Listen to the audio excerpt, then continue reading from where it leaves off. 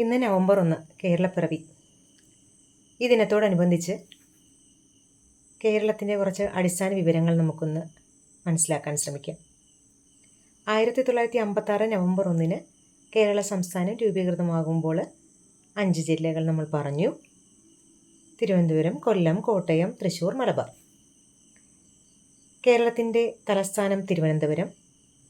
ആകെ വിസ്തീർണം 38,863 ചതുരശ്ര കിലോമീറ്റർ. 38,863 ചതുരശ്ര കിലോമീറ്റർ.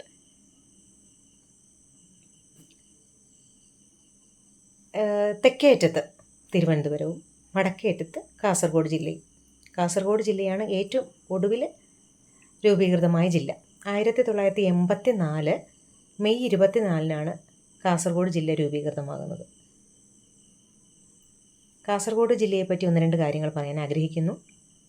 ഏറ്റവും അധികം പ്രാദേശിക ഭാഷകൾ സംസാരിക്കുന്ന ജില്ലയാണ് കാസർഗോഡ് ജില്ല. ബ്യാരി ഭാഷയും തുളു ഭാഷയും ഒക്കെ അവിടെ സംസാരിച്ചു വരുന്നു. സപ്തഭാഷ സംഗമ ഭൂമി എന്നറിയപ്പെടുന്നു. ഏറ്റവും അധികം നദികൾ ഒഴുകുന്ന ജില്ലയും കാസർഗോഡ് ജില്ലയാണ്.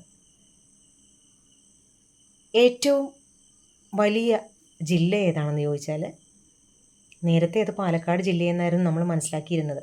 എന്നാൽ എറണാകുളം ജില്ലയുടെ കുട്ടമ്പുഴ വില്ലേജ് ഇടുക്കി ജില്ലയോട് കൂട്ടിച്ചേർത്തപ്പോൾ ഇപ്പോൾ നിലവിൽ 2025 നിലവിൽ ഇടുക്കിയാണ് ഏറ്റവും വലിയ ജില്ല. അപ്പോൾ ഏറ്റവും വലിയ ജില്ല ഇടുക്കി. 2ാം സ്ഥാനം ഇപ്പോൾ പാലക്കാടിനുള്ളൂ.